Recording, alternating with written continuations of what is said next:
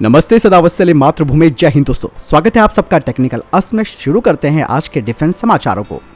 दोस्तों पहली खबर की बात करते हैं तो वो कश्मीर के टारगेट किलिंग को लेकर आ रही है। दोस्तों कश्मीर में अब आतंकियों ने अपने पैतरे को बदला है, जिसमें कि अब वो टारगेटिंग किलिंग कर रहे हैं, यानी कि चुन चुनकर विशेष समुदाय के लोगों की हत्याएं कर रहे हैं। और ऐसे में अब इनका मुंहतोड़ जवाब देने के लिए केंद्र सरकार ने कमर कस ली है। बता दें कि 3 दिन में 2 हिंदू नागरिकों की हत्या के बाद केंद्रीय गृह मंत्री अमित शाह जी एक्शन मोड में आ चुके हैं।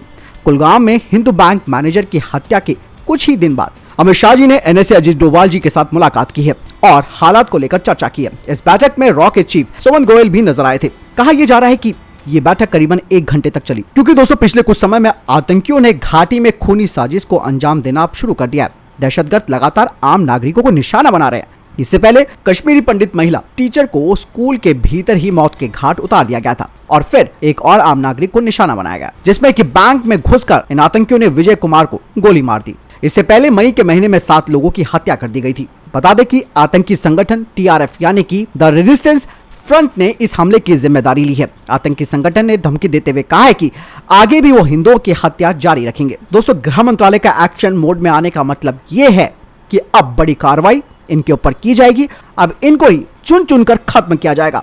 अगली खबर की बात करते हैं तो भारत और अफगानिस्तान को लेकर आ रही है। तालिबान राज में पहली बार भारतीय अधिकारियों का दल अफगानिस्तान पहुंचा है। भारत के राष्ट्रीय सुरक्षा सलाहकार अजीत डोभाल जी के आश्वासन के बाद भारत सरकार के वरिष्ठ अधिकारियों का एक दल काबुल पहुंच गया। ये दल अफगानिस्तान में दी जाने वाली मानवीय सहायता का निरीक्षण करेगा। कहा जा रहा है कि भारतीय अधिकारी तालिबान के वरिष्ठ नेताओं के साथ भी मुलाकात करेंगे। इससे पहले अजीत डोभाल जी ने अफगानिस्तान को आश्वासन दिया था कि चाहे हालात कैसे भी हों, भारत अच्छा दोस्त था और भविष्य में भी रहेगा। तालिबान ने भारत से दूतावास खोलने की गुहार भी लगाई है। भारतीय दल का नेतृत्व पाकिस्तान, अफगानिस्तान, ईरान के मामले पर विदेश मंत्रालय के ज्वाइंट सेक्रेटरी जेपी सिंह कर रहे हैं। इसके अलावा अफगानिस्तान का सच्चा दोस्त भारत गेहूं, पोलियो और कोरोना का टीका और सर्दियों के कपड़े भी वहां भेज रहा है। इससे पहले अफगानिस्तान में तालिबान राज के आने के बाद भारत ने अपना दूतावास बंद कर दिया था। लेकिन दोस्तों अब सवाल ये उठ रहा है कि अगर भारत अपना दूतावास वहां पर खोलता है कोई दिक्कत नहीं है, लेकिन क्या तालिबान भी अपना दूतावास भारत में खोलेगा? एक सवाल, क्योंकि यहाँ के लोग जब अपने ही लोगों के सगे नहीं निकले तो आप कैसे उम्मीद कर सकते हैं। लेकिन भारत यहाँ पर मानवता दिखा रहा है, जो कि एक हमारी खुद की भी जिम्मेदारी होती है। आपको क्या लगता है? कमेंट सेक्शन में लिखकर जरूर बताएं। अगली खबर एचएएल को लेकर आ रही है। हिंदुस्तान एरोनॉटिक्स लिमिटेड भारतीय वायुसेना के लिए 6 बोइंग 767 नागरिक विमानों को मिड एयर रिफ्यूलर यानी कि मध्य वायु ईंधन भरने वालों में परिवर्तन करेगा। एचएएल ने अप्रैल में इजरायली एरोस्पेस इंडस्ट्री के साथ एक समझौता भी किया। इंडियन एयरफोर्स कुछ समय से मिड एयर रिफ्यूलर खरीदने की तलाश में है। 6 बोइंग 767 को नागरिक से यानी कि सिविलियन एयरक्राफ्ट से सैन्य प्रमाणन में परिवर्तित किया जाएगा और एचएएल बाजार से सेकेंड हैंड B767 खरीदने के लिए एक वैश्विक टेंडर भी जारी करेगा। और अधिकारियों ने कहा कि ये पूरी प्रक्रिया में कम से कम 3 से 4 साल लगने की उम्मीद है। इसके अलावा एचएएल एयर इंडिया के बोइंग 747 को एक डेडिकेटेड कार्गो भूमिका के लिए भी परिवर्तित करने पर विचार कर रहा है। विमान एयर इंडिया के पास उपलब्ध है और हाल ही में उन्हें नागरिक भूमिका से हटा दिया गया है, क्योंकि उन्हें 20 साल पूरे हो चुके हैं।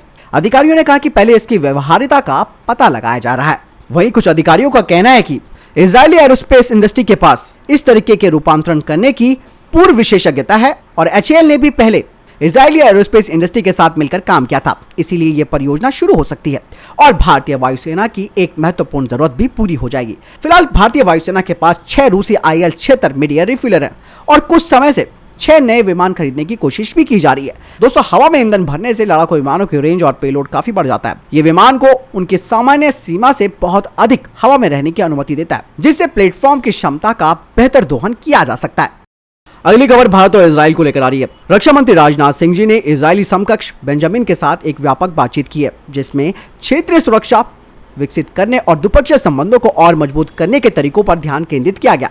दोनों पक्षों ने रक्षा और सैन्य सहयोग के विस्तार के अपने संकल्प की पुष्टि करते हुए विजन स्टेटमेंट को अपनाया है। अधिकारियों ने कहा कि दोनों मंत्रियों ने बढ़ते भारत इजरायली रणनीतिक संबंधों के साथ सैन्य उपकरणों के सह विकास और सह उत्पादन पर विचार विमर्श किया।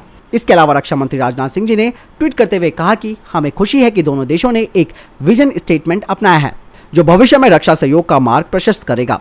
इसके अलावा द्विपक्षीय रणनीतिक और रक्षा सहयोग को भी मजबूत करने पर दोनों देशों के बीच व्यापक सहमति भी बनी है। बता दें कि भारत इजराइल के सैन्य हार्डवेयर का सबसे बड़ा खरीदार रहा है।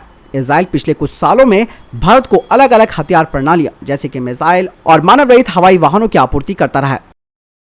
दोस्तों अगली खबर की बात करते हैं तो वो डीआरडीओ को लेकर आ रही है। दोस्तों डीआरडीओ ने Nag mark 2 anti tank guided missile को बनाना शुरू कर दिया है, जिन्हें कि मेन बैटल टैंक में इंटीग्रेटेड किया जाएगा और ये ट्विन लॉन्चर कॉन्फ़िगरेशन के साथ आएगा, जिसमें कि हर लॉन्चर में एक मिसाइल होगी। बता दें कि नाग मार्क 2 एक बेहतर संस्करण है लाइट वेट ATGM का और इसमें हेलिना मिसाइल के भी कई फीचर्स हैं और इसकी रेंज नाग मार्क 1 से बेहतर है।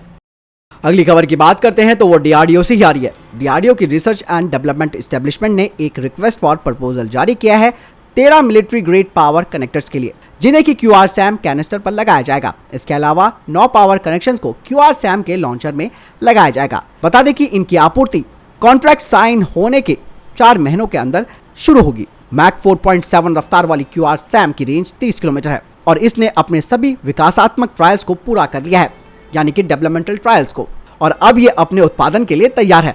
बता दें कि QRSAM सिस्टम में 90% स्वदेशीकरण है और आगे इसे 99% तक ले जाया जाएगा। दोस्तों अगली खबर की बात करते हैं तो वो आ रही है डसॉल्ट एविएशन को लेकर। बता दें कि फ्रांसीसी एयरक्राफ्ट मैन्युफैक्चरिंग डसॉल्ट एविएशन ने अपने स्टेक पार्टनर रिलायंस के साथ बातचीत की है।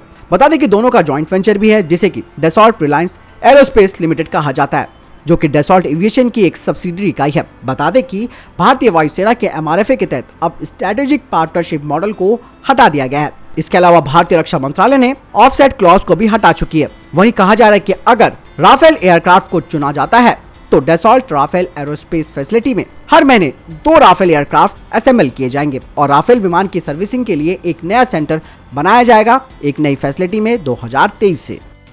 बढ़ते अगली खबर की तरफ, जो कि डीआरडीओ के FICV प्रोग्राम को लेकर आ रही है। दोस्तों डीआरडीओ की vehicle research and development establishment ने 25 टन के एडवांस ट्रैक आर्मर प्लेटफॉर्म पर काम करना शुरू कर दिया है, जो कि FICV के लिए एक टेक्नोलॉजी डेमोस्ट्रेटर होगा और डीआरडीओ किसी विदेशी प्राइवेट सेक्टर इंडस्ट्री पार्टनर की तलाश कर रहा है जो भारत में इस फैसिलिटी का निर्माण करे, ताकि वहां पर स्वदेशी FICV को हर साल 100 की संख्या में तैयार किया जा सके। लेकिन जो नई रिपोर्ट्स आई हैं उसमें कहा जा रहा है कि FICV की जो लेंथ है यानी कि लंबाई 7.5 मीटर होगी, इसकी चौड़ाई 3.6 मीटर होगी और इसकी हाइट 3.7 मीटर होगी और इसमें 30 mm का क्रूलेस टरट, 7.62 mm की कॉक्सल गन और मार्क 2 ATGM लॉन्चर, 12.7 mm की NSVT माउंट होगी, वो भी रिमोट कंट्रोल वेपन स्टेशन के साथ, और इसे पावर देगा कॉम्पैक्ट इंटीग्रेटेड 750 हॉर्स पावर का इंजन, जो कि ऑटोमेटिक ट्रांसमिशन के साथ होगा। बता दें कि इसमें मॉडुलर बैलिस्टिक प्रोटेक्शन, इसके अलावा glass protection, instant fire detection, suppression system, artificial intelligence equipments, battlefield management system, active protection system और लॉइटरिंग म्यूनिशन और मिनी UAV को लॉन्च करने की क्षमता होगी और इसकी जो क्रूजिंग रेंज होगी वो 400 किलोमीटर होगी और इसकी स्पीड 70 किलोमीटर प्रति घंटा होगी। बता दें कि पहले प्रोटोटाइप का जो तकनीकी और क्रूलेस टरट का जो परीक्षण है, उसके बाद दूसरा प्रोटोटाइप भी ट्रायल्स के लिए तैयार किया जाएगा। दोस्तों अगली खबर की बात करते हैं तो चीन को लेकर आ रही है। ताइवान से लेकर लद्दाख तक आंखें दिखा रहे चीनी ड्रैगन को अब उसके घर में ही घेरने की तैयारी शुरू हो चुकी है। अमेरिका क्वाड सदस्य देशों के साथ प्रशांत महासागर में दक्षिणी चीन सागर के पास दुनिया का सबसे बड़ा नौसैनिक अभ्यास करने जा रहा है। रिमपैक कहे जाने वाले इस महाअभ्यास में दुनिया के 26 देश हिस्सा लेंगे। यह अभ्यास इस महीने के आखिर में शुरू होगा और भारतीय नौसेना भी इसमें अपनी जोरदार ताकत का प्रदर्शन करेगी। इस अभ्यास की विशालता का अंदाजा आप इस बात से लगा सकते हैं कि 38 युद्धपोत, 4 सबमरीन और 170 से ज्यादा विमान इसमें हिस्सा लेंगे। अमेरिकी नौसेना ने बयान जारी करके कहा है कि रिम ऑफ पैसिफिक या रिमपैक नौसैनिक अभ्यास 29 जून से 4 अगस्त तक होने जा रहा है। इस अभ्यास में 9 देशों की जमीनी सेना समेत कुल 25,000 सैनिक हिस्सा लेंगे। यह अभ्यास सबसे पहले साल 1971 में हुआ था। ताजा अभ्यास दक्षिणी कैलिफोर्निया और हवाई द्वीप समूह के आसपास समुद्र में किया जाएगा। इस अभ्यास का आयोजन अमेरिकी नौसेना के प्रशांत महासागर बेड़े के कमांडर ने किया और इसमें दुनिया भर के अमेरिकी सहयोगी और पार्टनर देश हिस्सा लेंगे। अभ्यास में भारत, जापान, ऑस्ट्रेलिया भी हिस्सा लेंगे, जो कि क्वाड सदस्य देश हैं। चीन इसे एशियाई नाटो भी बुलाता है। क्वाड का गठबंधन हिंद प्रशांत क्षेत्र में चीनी ड्रैगन की बढ़ती दादागिरी पर लगाम लगाने के लिए किया गया है। इस नौसैनिक अभ्यास में दक्षिणी चीनी सागर से सटे 5 देश सिंगापुर, थाईलैंड, ब्रुनई और फिलीपींस भी हिस्सा लेंगे और इसमें प्रशांत द्वीपीय देश टोंगा भी हिस्सा लेगा, जहां पर चीन सुरक्षा समझौता करके अपने प्रभाव को बढ़ाने की कोशिश कर रहा है। यानी कि दोस्तों चाइना को अब ये बात तो पता चल चुकी है कि वो अकेले अब किसी पर अपनी धौंस नहीं जमा सकता है। यानी कि चीन को यह बात पता चल चुकी है कि अब उसे घेरने की तैयारी शुरू हो चुकी है और अब वो किसी के साथ अगर दादागिरी दिखाने की कोशिश करता है तो संयुक्त रूप से एक बड़ा प्रहार इसके ऊपर किया जाएगा। इसीलिए अब चीन को घेरने की ये जो अमेरिका की नई पॉलिसी है, ये कहीं ना कहीं चीन के प्रभुत्व को चुनौती तो देगी, साथ ही चीन को झुकने पर भी मजबूर करेगी। आपको क्या लगता है? कमेंट सेक्शन में लिखकर जरूर बताएं। अगली खबर की बात करते हैं तो वो नासा और इसरो को लेकर आ रही है। दोस्तों, नासा के शीर्ष अधिकारी ने कहा है कि NASA ISRO synthetic aperture radar यानी कि निसार मिशन के पेलोड को इंटीग्रेटेड यानी कि एकीकृत करने का काम अमेरिका में पूरा हो गया है। सैटेलाइट निसार ध्रुवीय इलाके और हिंद महासागर क्षेत्र से धरती पर नजर रखने के लिए भारतीय अंतरिक्ष अनुसंधान संगठन और अमेरिकी अंतरिक्ष एजेंसी नासा का एक संयुक्त मिशन है। ये एक पूर्ण पोलर मैट्रिक और इंटरफेरोमेट्रिक मोड की क्षमता के साथ डुअल बैंड यानी कि एल बैंड और एस बैंड आधारित रडार इमेजिंग मिशन है, जो कि भूमि, वन संपत्ति और बर्फ से ढके क्षेत्रों में मामूली बदलाव का भी पता लगा सकता है। कहा जा रहा है कि इसमें पेलोड को इंटीग्रेटेड कर दिया गया है। अब इसका परीक्षण किया जाएगा। पहला एकीकरण परीक्षण और फिर इसके कामकाज का परीक्षण होगा और आगे सैटेलाइट प्रक्षेपण यान से जोड़ने पर काम होगा और परीक्षण के बाद सभी सामग्रियों को वापस इसरो में स्थानांतरित कर दिया जाएगा। कहा जा रहा है कि इसे 2023 तक लॉन्च किया जा सकता है। तो दोस्तों, ये थे अब तक के टॉप डिफेंस और स्पेस अपडेट। वीडियो के संबंध में कोई प्रश्न, जवाब या आपको कोई सवाल है, कमेंट सेक्शन में लिखकर जरूर पूछ सकते हैं। मिलते हैं वीडियो के साथ। चैनल सब्सक्राइब करना ना भूलिएगा। जय हिंद, वंदे मातरम।